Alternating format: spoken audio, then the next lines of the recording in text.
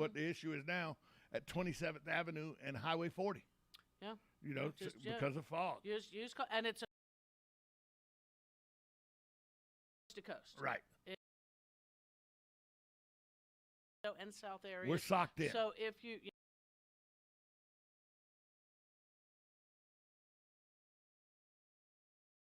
as I got out of my vehicle this morning here at the airport, a mist hit me. Oh yeah, it was damp, dense and damp. Yeah. Is that adequate water for your grass or your bushes, or if it gets on your plants and everything? Can that take the place of your 7 to 10 day watering? Not really. No, it's not enough. It's just barely. I mean, it's going to help to keep dehydration necessarily, but we don't have the wind blowing. A lot of moisture in the air. We wouldn't have had that issue really that much anyway. We still need to water. We've been very dry. I should have looked it up before we came on the air to see the last time we actually had measurable rains. But it's been a while. I want to say it's been over 2 weeks that we've had anything measurable. And even though at this time of year we're looking at that 7 to 10 day time period on irrigation for our lawns to keep our lawns from being drought stressed. Shrubberies and things like that can usually go a couple weeks if they're well established. They've been in the ground more than 2 years. That's plenty well established. They don't really need a whole lot of extra once every 3 weeks or so, on something like that. Our lawns are our most resource using parts of the lawn. Flowers, shrubs, vegetables, and things like that don't use near the amount of water that your lawn does.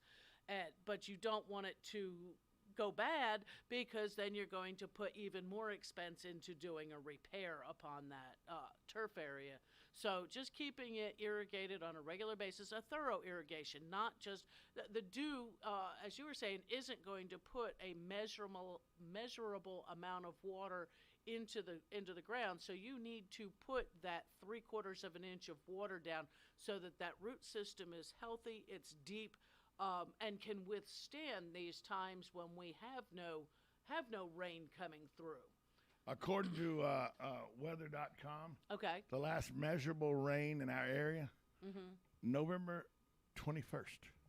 Okay, so we're looking at two weeks. What's that? November 21st to November 30th is 9 days, and today's the 7th.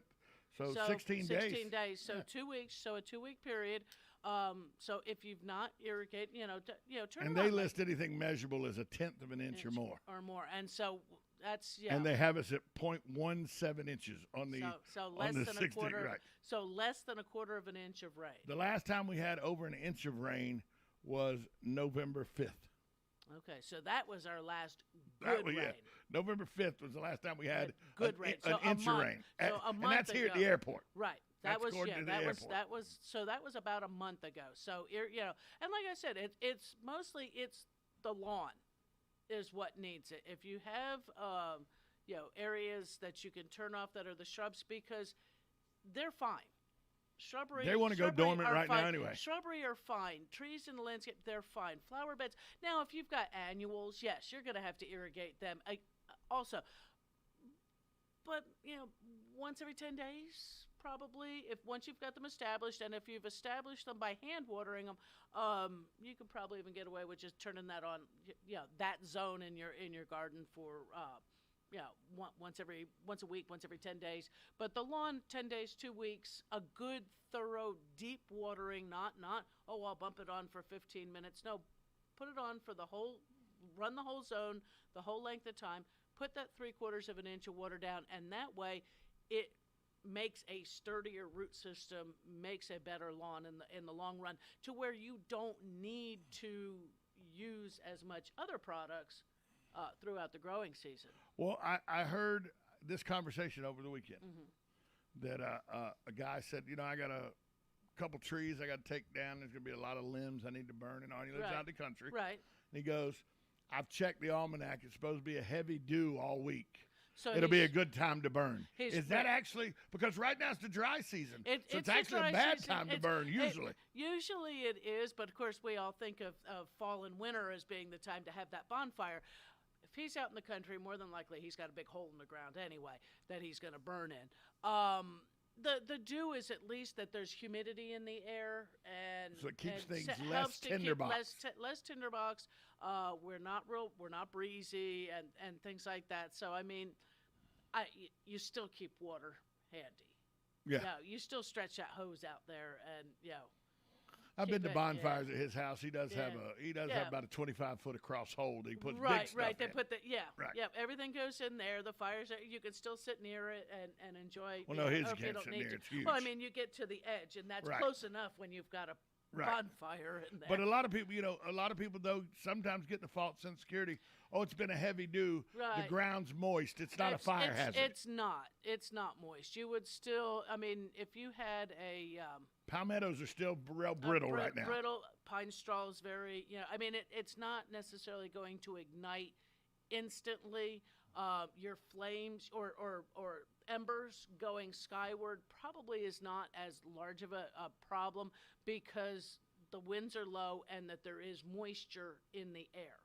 And so it doesn't quite carry up as high as it would if it were much drier out. And it's a lot of moisture in the air as it's hanging right. I mean, just above the ground. Mm-hmm. Oh, it's right. It is right there. And the sun's out. It's supposed to be a sunny day today. Yeah. Once it ever burns it off. That big orb's got to get up pretty high and start although shining I laugh, and I know we live in Florida, and I know this is heavy fog, but I remember living in the mountains of North Carolina when you literally would have to open your door and look down at the yellow line on the road to be able to drive because of the fog. But it wasn't really fog there; it was more cloud. Well, what is fog but a big cloud? Yeah, I would wake up. There would be many mornings because the valley where Boone, North Carolina sits and all, it's in a valley. Yeah, it would settle. And literally, if it averaged a half an inch more rain a year, it would have been classified a rainforest area. Okay. That's how much it rained there. Yeah. But, I mean, it rained 5 out of 7 days a week. It rained in Boone. But I lived about 1,100 feet above Boone. And so there would be mornings I'd wake up and sit up in my cabin and look out across the Pisgah National Forest, and the sun would be bright in the sky. And you'd look down below you and go, oh, the ceiling's kind of low. Yeah. Because you'd be above the clouds. Above the clouds, and They showed some video on the TV yesterday morning about the fog over parts of, and I've got it right. Yeah, somewhere in California, and it was this thick, if not thicker. Yeah. I mean, it was crazy. But now there's a tendency to be that smog kind of stuff. Well, yeah, the Boone, North Carolina, you literally would drive into the clouds. Oh, it's ridiculous. You're into the, let's talk for a minute about something along those lines. When you talk about you're in the clouds, and you brought up California and all. Yeah. I found out yesterday. Yeah. They had a blizzard in Hawaii over the weekend. Up in the upper. And somebody goes, hold on, a blizzard in Hawaii? But some of those mountains, some of those volcanoes peaks. are 12, 13,000 feet. Yeah. Well, the blizzard, like 100-mile-an-hour winds and snow in Hawaii. Somebody remind me what year it was, or we might be able to Google it. There was one year where Florida was the only state in all of the states, all 50 of them, that did not have snow on that specific day. Hawaii had snow. All of the rest of the United States had snow. I believe it was measurable snow, except for Florida. I see you're running to Google and see if it'll come up. But it was, I will gladly take these the foggy mornings and the 80-degree afternoons any day over the colder weather. As anybody who knows me, knows I'm a wimp when it comes to cold weather. But we are still in, our fall. Winter doesn't start till what, the 21st? Or did winter already start? Actually, it was March 2nd of 2015. On that day, every state had measurable snow except Florida. Except for Florida. March 2nd, 2015. Right. Every state, Hawaii included, had measurable snow except for Florida. Although I remember, when did you move to Florida? I moved to Florida in '82. So you weren't here in 77. No. 77 was a terrible year in Florida. '83 was pretty. Well, rough, 77 too. we had Hurricane David, Okay. and then we had the snowstorm of 77. And we lived in Jacksonville. I was a kid in Jacksonville, and I was 11 years old. And I mean, it stayed on the ground. I was going to say, had 2 or 3 inches. I remember hearing about it, that it closed the airport. Yeah, obviously. all of it. Yeah. 77 But, was not a good year weather-wise. Yeah. For the state of Florida. I was here in '83 when my parents' pipes burst underneath their mobile home, and then in '89, the snow we had in '89 kind of thing was the first one I had in Florida. Or hey, somebody says it might be cold, but it's not 1977 Orlando cold. There you go. Yeah. It snowed in Orlando. Yeah, and that was actually, you could say that would have been almost the beginning of the moving of the citrus industry further south. It was January 19th, the early hours of January, late hours of January 18th and early 19th of 1977. They got 3/4 of an inch of snow in Orlando. That's a lot of snow for Orlando. Good morning, you're on with Master Gardener Carol Ann Baldwin. Yes, good morning, guys. Good morning, morning, Hugh. Hugh. I can remember at 77 up in Milwaukee, we had 85 wind chill below zero. Oh. Yeah, 77 was a bad winter. Yeah, I remember Yeah, there was and- this. I remember as a kid, the bad snow. I believe that was that same front, probably, that went all the way up the East Coast. Oh, yeah. Yeah, that was a beauty. Say, I was going to say, like Milwaukee's got like 2 climates. It's July and winter, and that's it. Okay. Yeah. Hey, okay. The reason I really called you is, on my dog walk, I talked about the tree, the century tree. Yeah. Your century plant. Yep. Yeah, and it grew up to about, 60 foot. It was really high, and then it finally broke off. It kept bending over and over and over, and then it broke off. And then where it's located, the people, there's nobody living there, so it's still there. And like you said, it's dying, Mm-hmm. and it looks kind of bad. But all around it are these new sprouts. The little ones, yeah. And one of the sprouts has about a 3-foot pole. And it's starting to be another century tree, I guess. I don't know. It's getting ready. That one's getting ready to bloom as well. Yeah. Now, does that really take that long for it to grow? No. That was always just the century plant. That just became, it's an agave. Was always one of those things that it took a long time. The main plant came to its maturity, but at that time smaller plants were growing off underneath that plant that whole time it was growing. They were hidden underneath there. The one bloomed or tried to bloom, it's dying back because it had reached its maturity. It was finished. But the smaller ones underneath are popping up. Some of them are already mature enough to produce bloom. And it's just once that plant reaches that, and if you're not constantly pulling those other ones out, it just continues to be a cycle. Now, there might be a few years where there is no bloom because they're not mature enough. But if there's a second one that's getting ready to bloom, it just happened to be that one was just hidden behind there and not seen. Yeah, because there's nobody living there. It's not giving any attention. It's kind of just rotting away, and it'll probably just eventually disappear, right? Right. And as it deteriorates and breaks down, it's feeding the rest of them. So it's one of those. It's that whole cycle of life. Plant was put in. It grew. It matured. It bloomed. It was making offspring, making pups underneath. The other one, and that one dies. It's as it rots, it's feeding the rest. Yeah. Are you saying then that if a person would be taking care of that plant, that you should pull all the other sprouts except for the one that's got the stem and leave that alone and let that grow into a big tree, right? Or not really, because that's just a bloom. That spike, that big pole that goes up from the center is the flower. That's just a flower spike. It'll go 30 feet in the air and then have it looks like branches off the side, but that is the bloom. That is the flowering portion of that plant. Quite spectacular. I mean, just this one got 60 foot. I mean, yeah.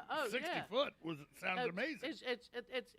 They are, and I mean, it's when they fall, it's all water. They're real thick it's like agave, that. so yeah, it's an agave. we can make tequila, right? If you get the blue agaves, we can go for For such a long time, I've been walking by it with my dog, and it was leaning and leaning. Yeah. And I thought, oh my God, if this thing falls, it's going to fall on the road. And then one day I walked by, and the top cracked off, had just snapped off. Had gotten too heavy. Yep. Yeah. And it's been like that ever since now, except with these little baby guys popping up all over. So it's kind of interesting following to see what happens to it. Oh, sure. It'll become a large patch of them is what it'll do. It just because it's just multiplying itself. Yeah. Will the main one still be there? Will that bother the baby one? Nah. No. They'll use it as a food source, They're using actually. it as a food source, and they will grow up and be large enough. You'll probably, come next spring, you probably won't even notice where that big one that had bloomed this year was. You may not even be able to tell. Yeah. Where does that plant originate from? That isn't a United States thing, is it? It might be native to North America, Central America, or something like that. The agave. I mean, they grow it a lot in Mexico. Because that's what do you call the tree? The century tree? Agave, Agave. Agave century tree? Yeah, you can just go agave plant. Yeah, I would imagine it's got to stay down here in a warmer climate, right? They handles our I guess I'd go agave plant. It is agave. It is an American plant. It's a species of flowering plant that's part of the asparagus family, native to Mexico and the United States, particularly Texas. There you go. Well, and it handles and it handles our climate because you think of Texas. I mean, eastern Texas is moist because it's coastal, but has quite a bit of desert area, but still handles our climate without a problem because of our sandy soils. For that thing to get 60 feet, because I know the plant he's talking about now. Yeah. That's massive. Yeah, they get huge. Hey, thanks for the call, Hugh. Okay, take care. Yep. When I'm looking at it, I'm like, oh, he means an aloe It plant. It looks like an aloe plant. aloe, but just on a gigantuan. Right. It looks like a gargantuan aloe plant. Right. But it's agave. It's an agave. But it's not blue agave, so I can't cook it. There are the blue agave does. There's a few different ones. Yeah. There's I think agave tequiliana is probably the one you're thinking of. The Agave Americana is what they call the century plant. Right. And that's to get 60 feet, woo. They get they're big. Yeah. They're big. But it is unique. It is impressive. Because this one has gotten to that point and fell over, the top fell over. Right. Now it's starting to rot and die and feeding all the growth around it. Right, feeding everything. It's that whole thing. A tree, a tree grows, an oak tree grows from an acorn, grows a tree, drops leaves. Those leaves rot in the forest, feeding that tree.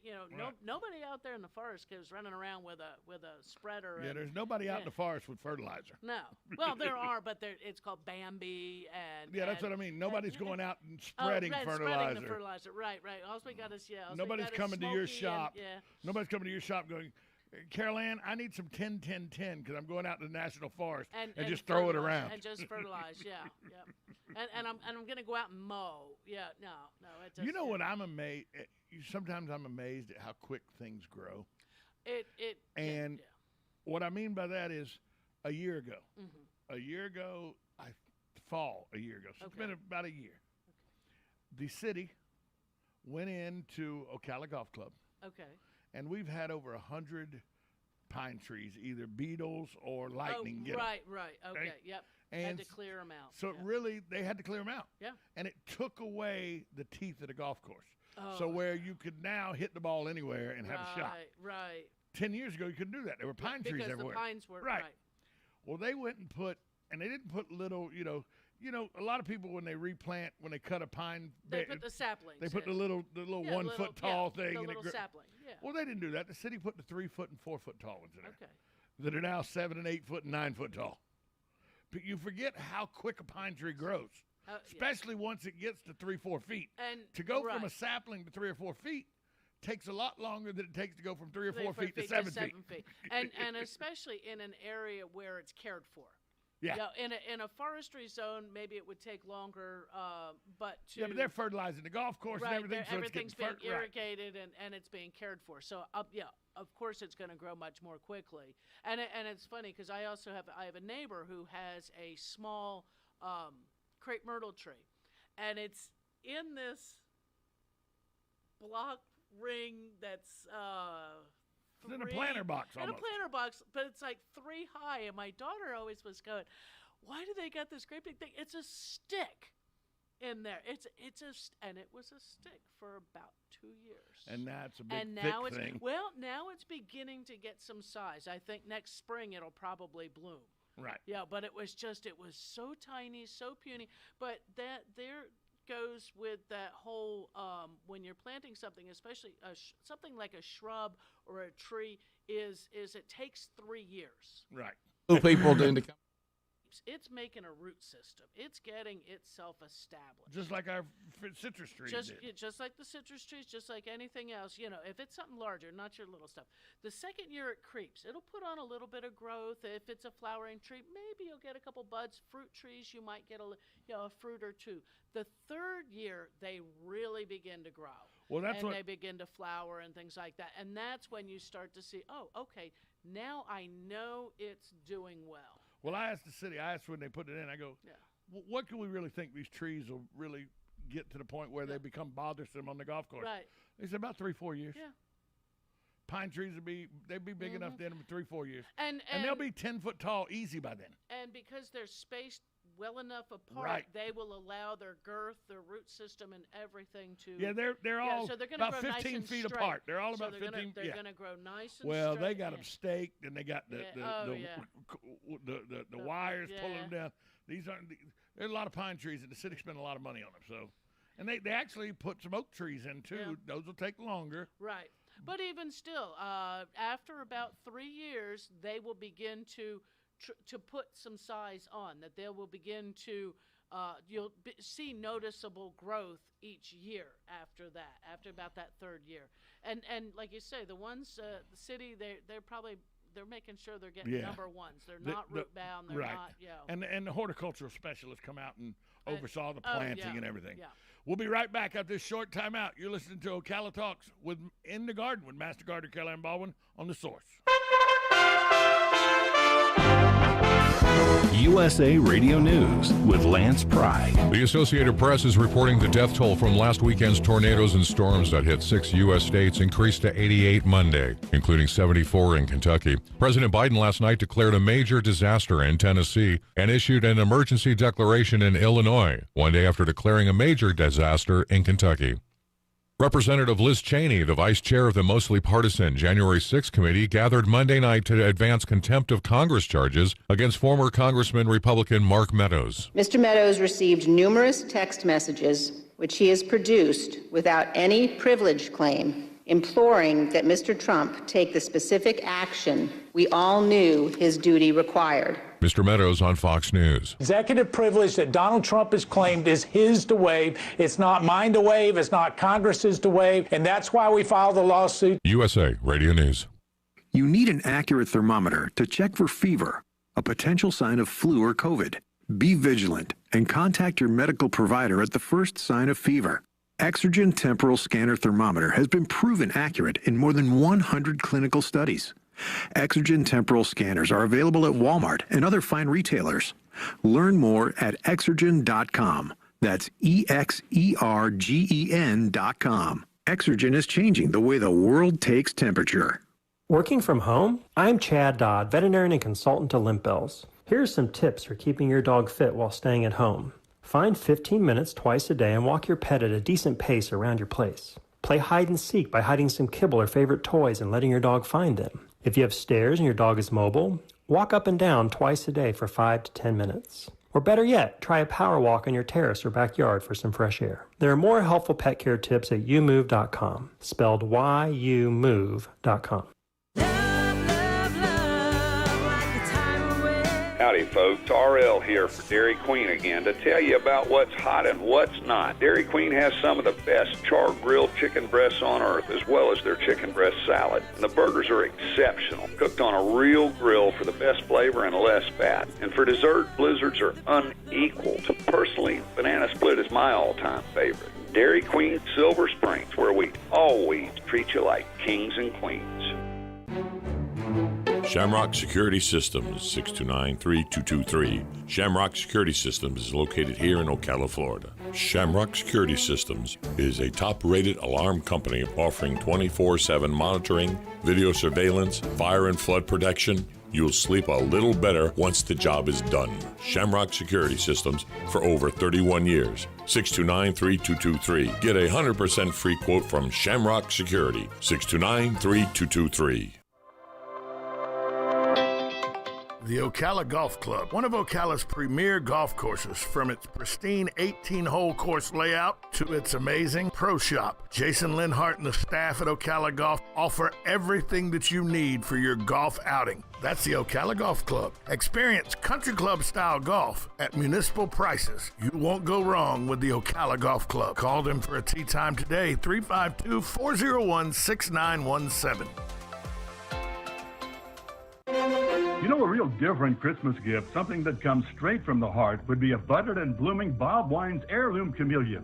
Famous for more than 70 years, Bob Wine's camellias are known the world over, and now, this holiday season, they're priced very affordably for giving and getting, as low as $14.99, and there are hundreds to choose from. Please come see this super colorful 5-acre garden, and by all means, stroll through the greenhouse. See the collection of Woodstock chimes and get your share of 20% savings on indoor foliage, 30% off statuary and fountains. Another gift idea, a citrus tree with a big bow on it. Take your pick, starting at just $69.99. This place is loaded with gift ideas, so come take a look. Remember the place, it's Bob Wine's Camellia Gardens and Nursery on Southeast 38th Street in Ocala, away from all the holiday traffic. They're open daily till 4, Saturdays till 3, in the same blooming holiday place since 1952. Well, this is a surprise. Hello, ladies. Welcome to the WOCA studios. Please, step right up and tell us who you are. Tammy Griffin.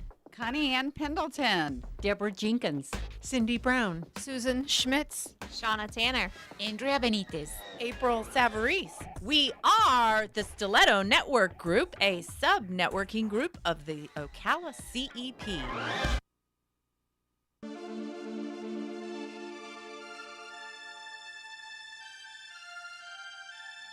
This is a rewind of Carol Ann Baldwin in the Garden. This is a rewind of Master Gardener Carol Ann Baldwin in the Garden. We will not be taking phone calls.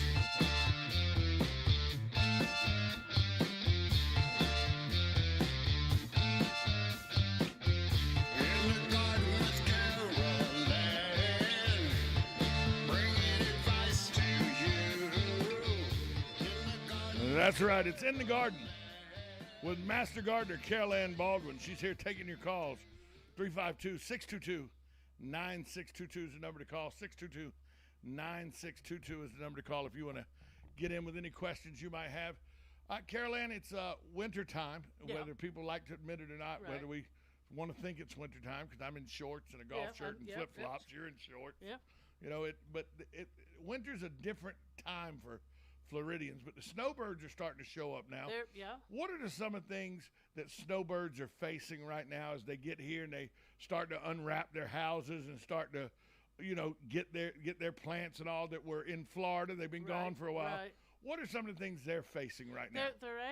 They're coming in going, where's the fertilizer? Where's the grass seed? And it's like, it's December. You got it when you come back down. Don't worry about it. Take care of that in spring before unless you you're leave. Going to throw ryegrass out. Yeah, unless you're going to throw some ryegrass out.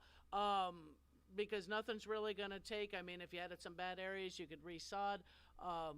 But this time of year, especially with this fog and things like that, we may have some fungal issues popping up in the yard.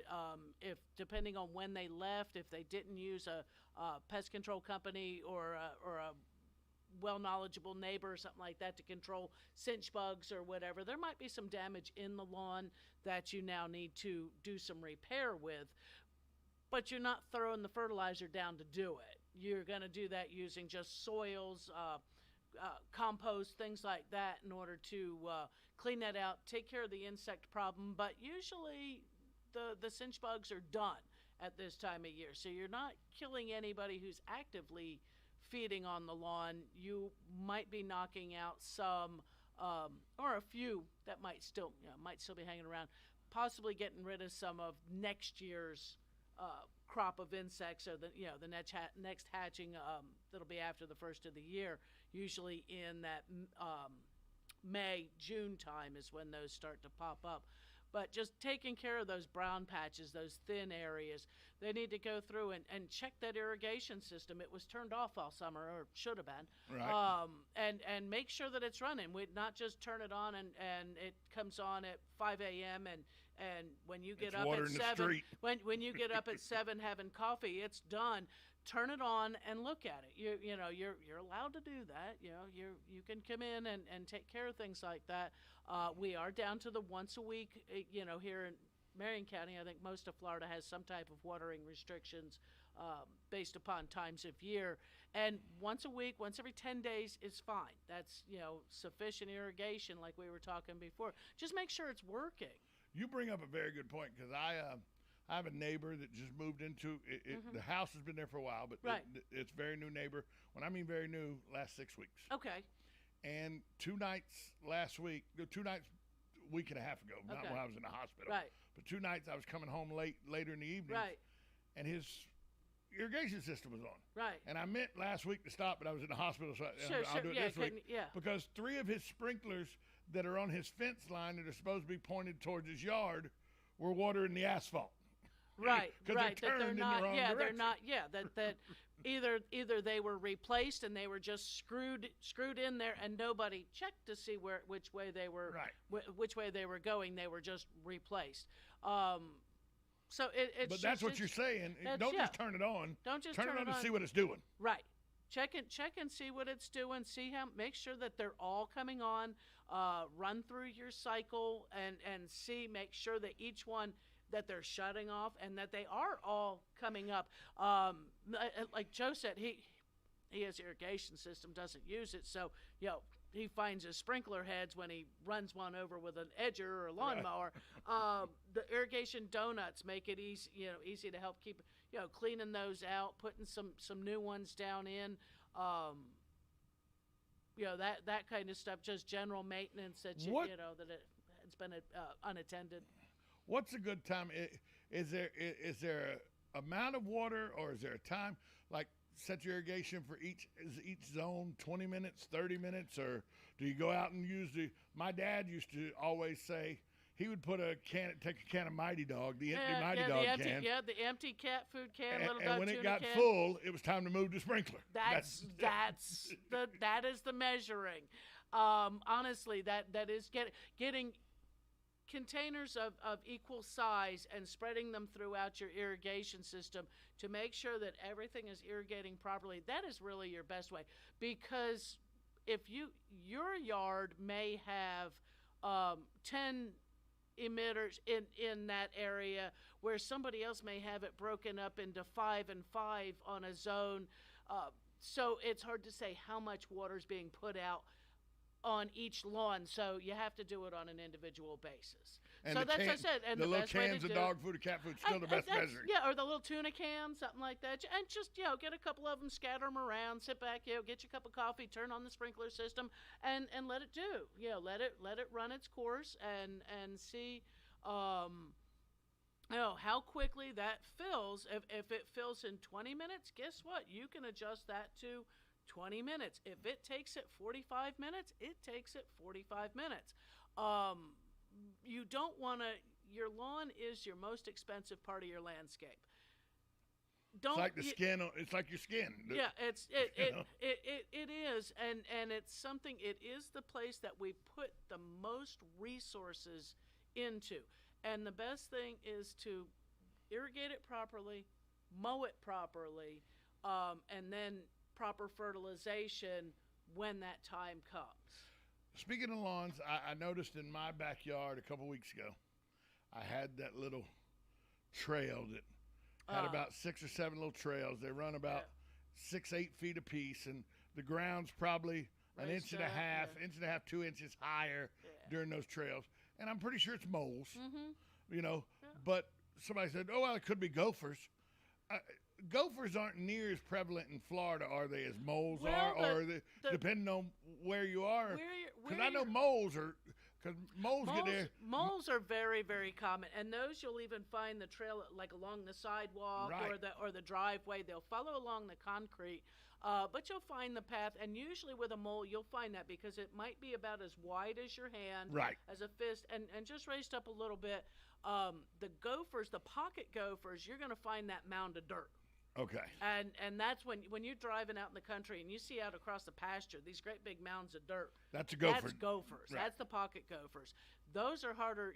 The pocket gophers eat roots. Moles eat insects. They could be. They're hunting when they're tunneling like that. They're hunting. They're looking for food. You've got some dogs. I'm surprised they've allowed those moles to exist. Well, one of my dogs is all over trying to get them. Yeah. And I keep telling him. And you'll have holes dug all over where they're chasing it. I keep telling him you don't want to get that mole. Because I had a bulldog, Static, who got a hold of a mole one time and went to screaming. And I said, uh-oh, what's going on? Because I saw him chasing the mole. He's on the ground, nose on the ground. You see it. And then all of a sudden, he went to digging. And then you heard squealing from the mole. You heard, because that's a very high-pitched squeal. And then you heard the dog start howling. And he come running across the yard, and there the mole was, attached to his lip, because the mole had bit into his lip, and it attacked the dog. And the dog's trying to get that mole off of it. Yeah, but my dog had gotten some, and it was like pretty good mole control, but it was one of those things. Well, I have a cat. Yeah. Now, she likes to get after the moles. Yeah. And the cats will catch them too. This is the first one I've seen since this year, actually in the 2 years. So I'm sure they're coming out of the pasture from behind us. Exactly. And there's earthworms and grubs. It's you don't have grubs because you have an unhealthy soil. You don't have earthworms because it's unhealthy. It's a healthy soil. The beetle lays an egg. The egg hatches, becomes the grub. The grub feeds upon roots. It's just the way it goes. A lot of times you'll know, you get like the triple whammy. You get the moles tunneling through. You'll see the crows or the cattle egret out there in the yard coming through. Those white cattle egrets are all over the place. And they're coming through and then you'll wake up one morning and it'll look like a battlefield where the armadillos came through digging for the grubs. And they're all in that back pasture too. And you'll find, and they have dug up all your grubs. So it's one of those things. Okay, they're hunting for food, but hopefully, But it does help that we have 4 dogs. Right. That run in the backyard. And the moles actually can feel that activity. Right. Of them thundering across the yard to go chase a squirrel out of their, and so they're more apt to stay out of that area. Which is why I found it amazing that the mole tunnels are up by the lanai. Well, you know what? You were laid up for a week and a half, so those dogs might not have been outside. Oh no, they're out every day. Oh, okay. We have an electric fence, electric wire going around the fence. Right. So they have unfettered access inside, outside. Okay, there you go. But for some reason it was and it's in this one area where the mole was, and I think maybe he came out. He may have come from the front of the house into the backyard. May have. Yeah. You never know, but you don't know how. Yeah, not sure how he got there, and he probably won't stay long if the dogs don't get a hold of him or the cat doesn't. He probably won't stay long. Yeah, how talk about people don't think about birds and how beneficial they can be at times, because like the pasture egrets, the cow egrets, right. People think that they do damage. But I actually talked to a guy that he said he enjoys when the egrets come in his yard because they're eating bugs. As they're slamming their beaks in the ground, they're eating bugs and they're aerating. Exactly. You could say they are aerating and they're grabbing the bugs that are doing some damage to your yard. The nematodes are going and stuff. Yeah. Well, not nematode, but the grubs, earthworms is what they're going. Well, not nematodes. I mean the grubs. The big white grub. This is a brown bug that's probably caterpillars and stuff. I don't know. I see them on the golf course all the time. And mole crickets. Mole crickets. Mole crickets. Yeah. Yep. Yeah, and so and when you talk about these cattle egrets, I mean there'll be 50, 60, 70 of them in a flock. They just sort of go in a looks almost like a grid. It's ugly flamingos coming in your yard. Or it's like the crime scene investigation. They're combing the area and they're cleaning up all the bugs. But crows do the same thing, actually. Crows will do the same thing, and for the same reason. There is a food source for them, and that's you're sort of knowing, okay, I got an issue. They might just be in one section, and maybe earlier in the year you had seen some holes in the ground, like maybe the size of your thumb, where that's where the beetle went in and laid eggs and that but again, if it's not serious damage, it's not really a whole lot you need to worry about. It's just when the armadillos come through and stuff, if they do.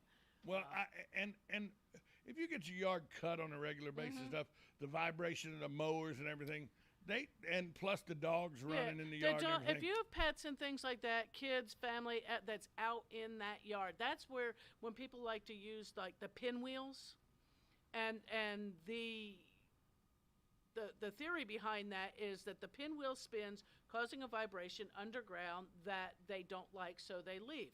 Well, your dog's thundering across the yard to chase the squirrel and chase the birds. The kid's out there throwing a football, same kind of thing, pushing the mower. It is activity out there that does sort of discourage them from being there because it sounds threatening to them. Because dogs and cats are going to come dig them up.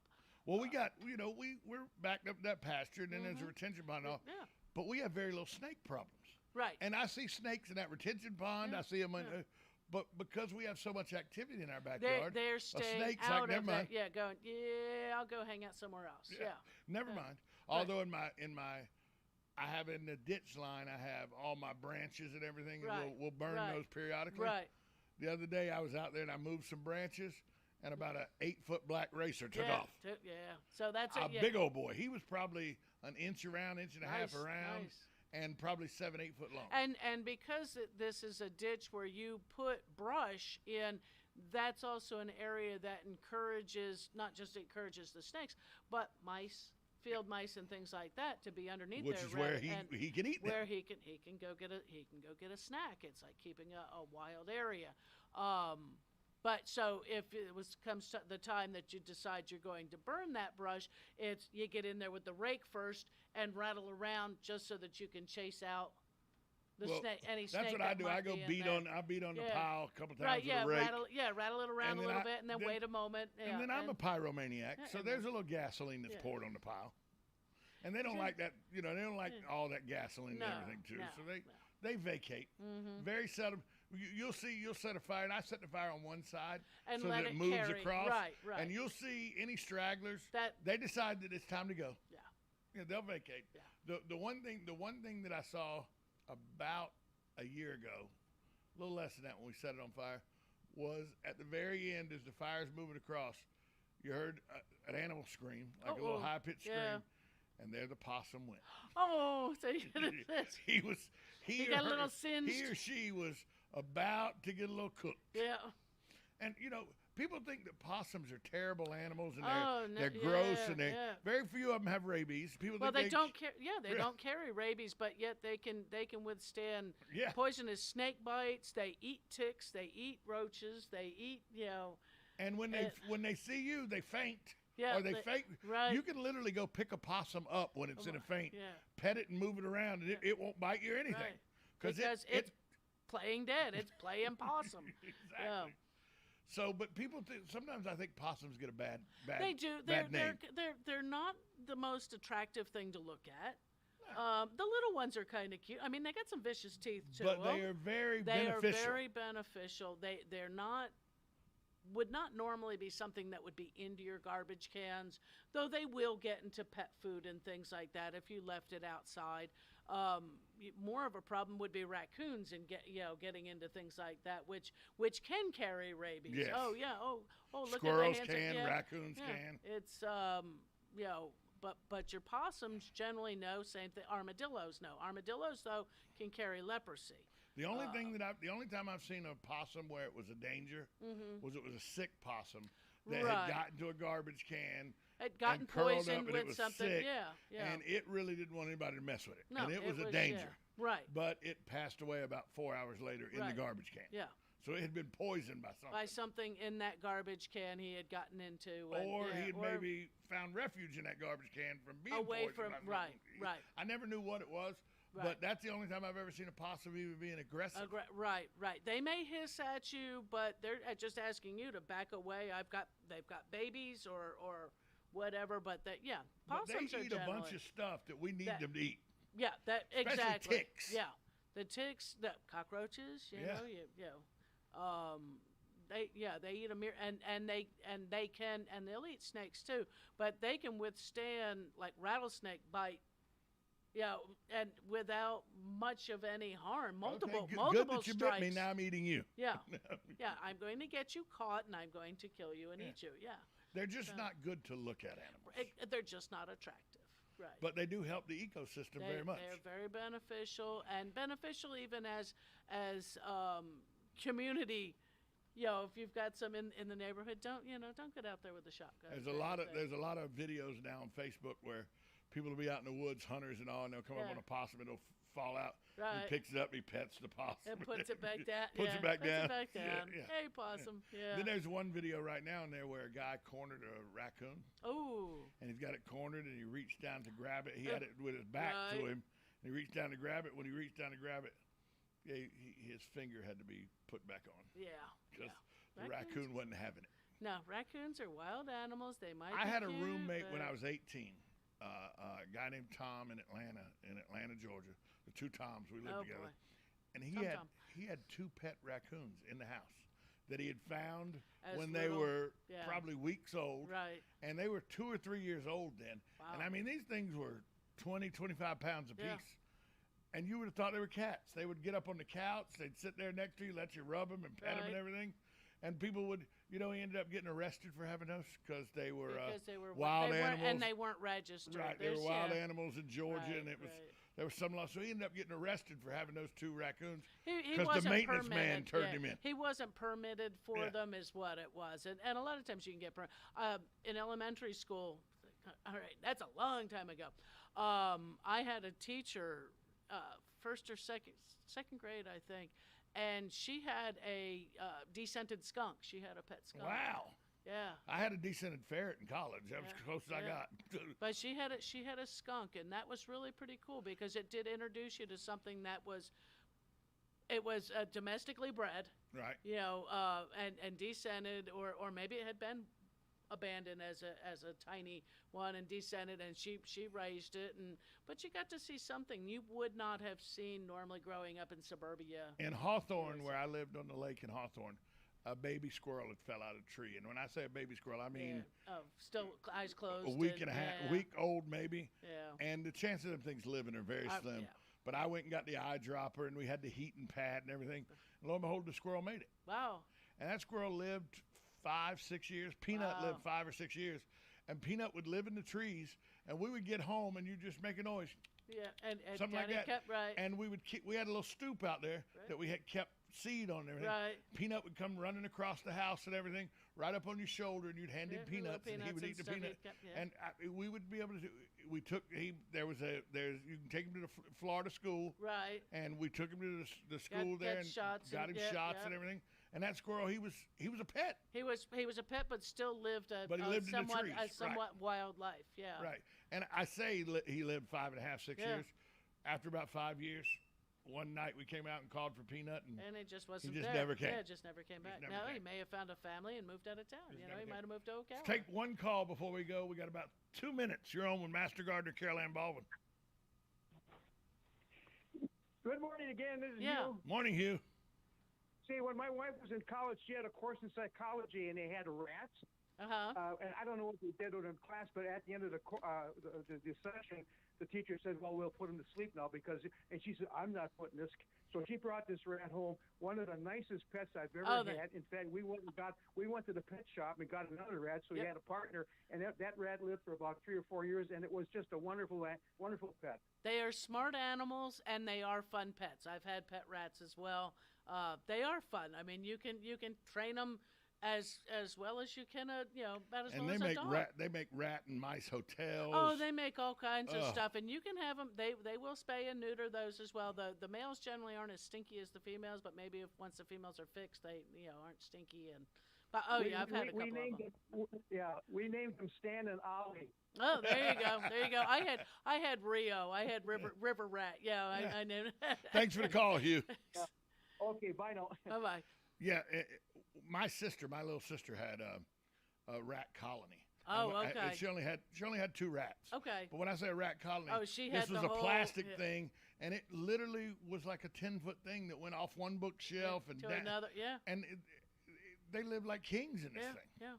Oh, my daughter had one on campus up at UF, though she told the RA that it was a gerbil with a glandular problem. But I mean, he would eat Wendy's Frosties and get little brain freezes and everything. Yeah, we went on vacation to Wisconsin.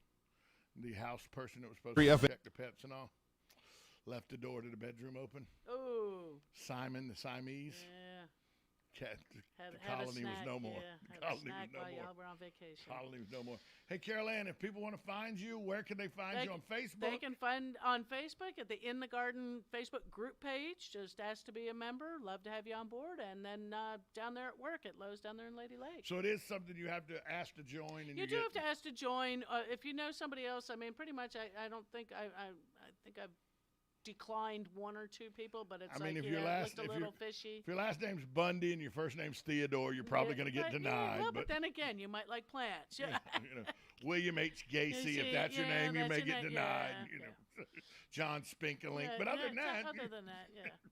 Carol Ann Baldwin, she joins us every Tuesday. Master Gardener Carol Ann Baldwin for In the Garden. Carol Ann, talk to you next week. Sure will. We'll be back after this timeout. You're listening to 1370 AM, 96.3 FM. This is WOCA. The Source.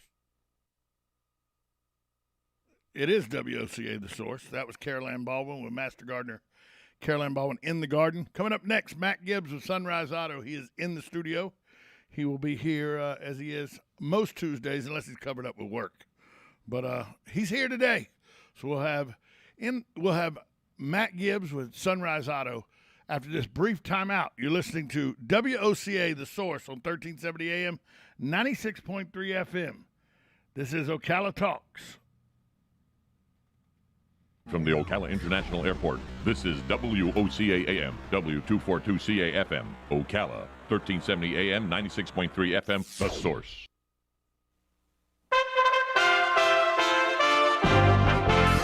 USA Radio News with Lance Pry. Senate Majority Leader Chuck Schumer is reporting the U.S. Senate will vote today to raise the federal government's $28.9 trillion debt limit, avoiding an unprecedented default by the end of the month.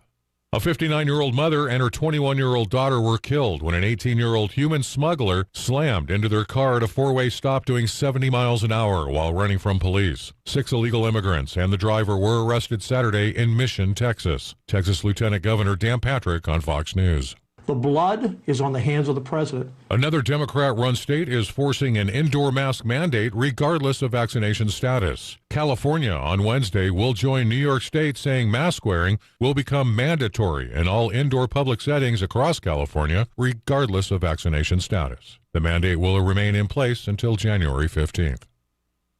USA Radio News. Hi, this is Wayne Alaroot. John and Chelsea Jubilee with Energized Health are regular guests on my show, sharing their breakthrough science of intercellular hydration. They help people burn fat fast, supercharge their energy, boost their immune system, reverse ailments and disease with no painful exercises and no restrictive fad diets. I'm Exhibit A. I've been on the program for over a year now. During the first 88 days, I lost 25 pounds of inner body fat and I gained 10 pounds of muscle. And I've never gained the fat or weight back. I look and feel great. Everywhere I go, people tell me I look 10 years